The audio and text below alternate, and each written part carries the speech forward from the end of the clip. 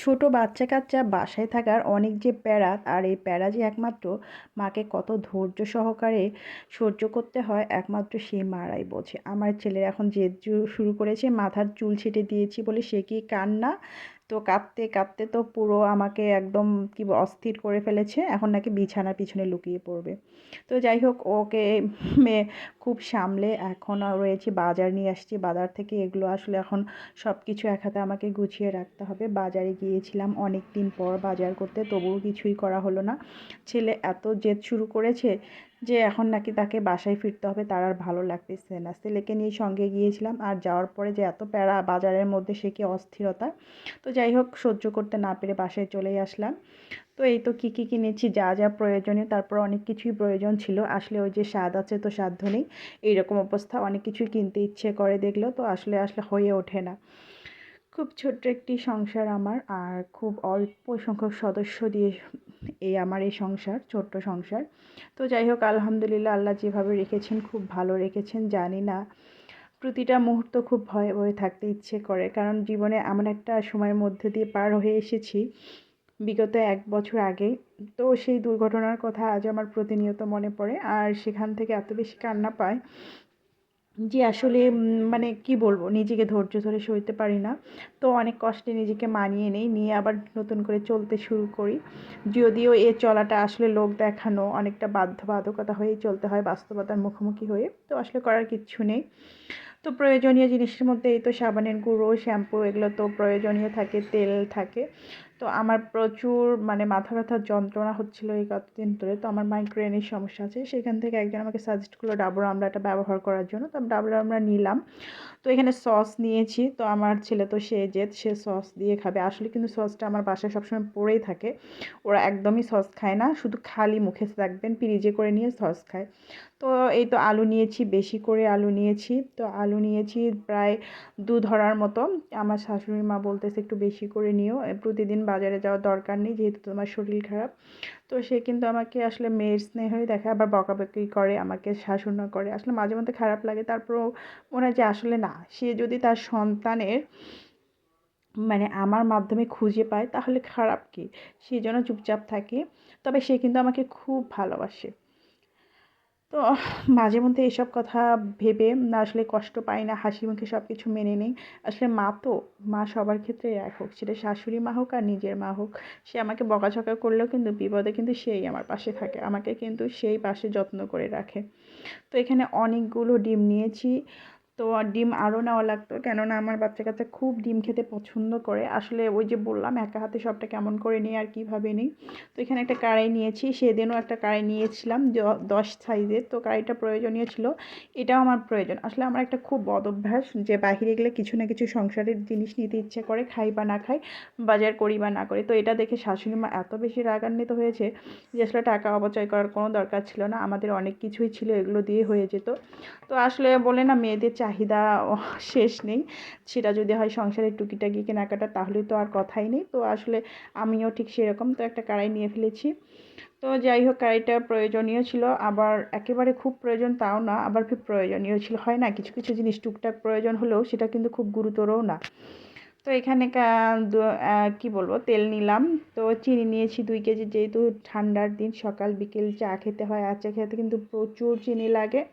তো আমার বাচ্চা-কাচ্চা আবার ফির পাউরুটি দিয়ে চা খায়। তো এখানে একটা লাউটা একটু দাগ লেগেছে, তবে কোনো সমস্যা নেই, লাউটা কিন্তু একদমই ফ্রেশ। তো লাউটা নেওয়ার পর এখানে এই তো কি বলবো, ডিমটা যেহেতু ভিডিওটা 2বার প্রেসিং হয়ে গেছে, তো এখানে এই তো শিং মাছ নিয়েছি, যেটা আমি দেখাইনি, দেখাতে একদমই ভুলে গেছি। তো এই তো শিং মাছ কিন্তু নিয়েছি। শিং মাছটা এবার আমি পানিতে রাখবো। আসলে শিং মাছটা আমার বড় ছেলের খুব পছন্দের, কাটা কম একদমই।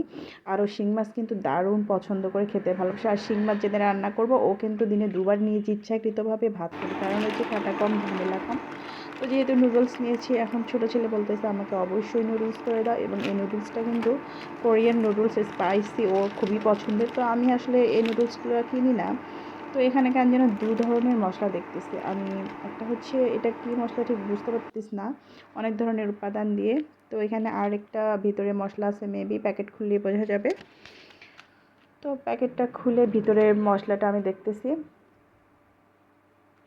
তো তো এই তো নুডলস খুলতেছি আর ছেলে কী যেন বলতেছে রাগান্বিত হয়ে আমাকে চুল কেটে দেওয়াতে, তো ওর কথা শুনতেছিলাম। তো নুডলসগুলোকে আগে ভাপিয়ে নেই, কেননা পানি না ঝরে না দেখলে নুডলসগুলো কিন্তু মোটা মোটা দানা দেখে আমিও একটু অবাক হয়ে যাচ্ছি যে কেমনটা টেস্ট হবে, যদিও কখনো কিনি নেই, ফার্স্ট কিনলাম।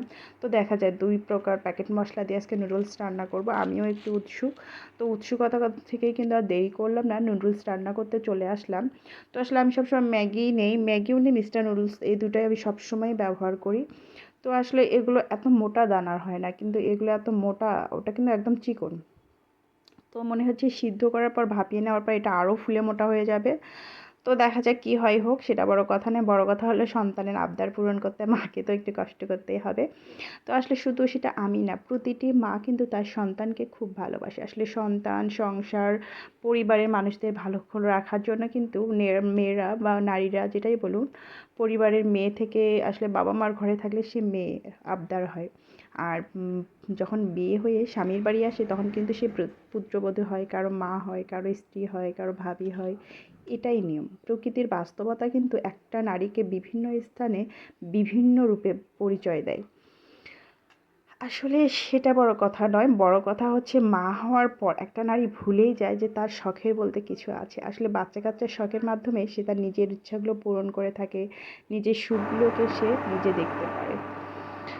আর আমিও ঠিক সেরকমই। আসলে একটা নারী যতক্ষণ পর্যন্ত মা হওয়া বা মাতৃত্বের স্বাদ উপলব্ধি না করতে পারছে ততক্ষণ পর্যন্ত কিন্তু সেই নারী বুঝতেই পারে না যে আসলে মা হওয়ার তৃপ্তিটা কতটুকু। এতদিন আমি শুধু জানতামই, কিন্তু বিগত কয়েক বছর ধরে সন্তান পৃথিবীতে আনার পর আমিও কিন্তু একজন মা হয়েছি। আর মা হওয়ার জন্য কিন্তু আমাকে অনেক কিছু স্যাক্রিফাইস করতে হয়েছে, অনেক সুখ ত্যাগ করতে হয়েছে, অনেক আসলে চাওয়া পাওয়াগুলোকে অপূর্ণ রাখতে হয়েছে। এটাই বুঝি মা। আর মাদের ক্ষেত্রে কিন্তু এই জিনিসগুলো সম্পূর্ণ ব্যতিক্রম। কিন্তু সেই সন্তানগুলো একটা পর বড় হয়ে যাওয়ার পর আসলে কোনো কিছুই কিন্তু মনে রাখে না। আসলে সেখান থেকেই বড় কষ্ট পাই যখন কখনো কখনো বৃদ্ধাশ্রমের কথাগুলো মনে পড়ে, বা কখনো কখনো সন্তানেরা উচ্চশিক্ষিত হওয়ার পর মাকে ভুলে যায়। কেন ভুলে যায় তা আমার জানা নেই। আসলে সেটা সব ফ্যামিলিতেই হয় না। এটা কিন্তু আবার আমাকে কেউ ভুল ধরিয়েন না যে আপু এটা তো সব ফ্যামিলিতে হয় না। হ্যাঁ, এটা আমিও মানি, সব ফ্যামিলিতে হয় না। কিন্তু আপু আমরা মধ্যবিত্ত ফ্যামিলির মানুষগুলোই মনে হয় একটা সময় পর সবাইকে আঁকড়ে বাঁচতে চাই। কিন্তু যারা একটু উচ্চশিক্ষিত, একটু হাই লেভেলের ফ্যামিলি, তারা কিন্তু বৃদ্ধ হওয়ার পর তাদের বাবা মাকে আর যাই হোক সেই শ্রদ্ধার চোখে, সম্মানের চোখে দেখে না। আসলে এটাই বুঝি নিয়ম। প্রকৃতি কখনো কখনো স্থান পরিবর্তন করার মাঝেও কিন্তু সম্পর্কেরও পরিবর্তন ঘটিয়ে থাকে।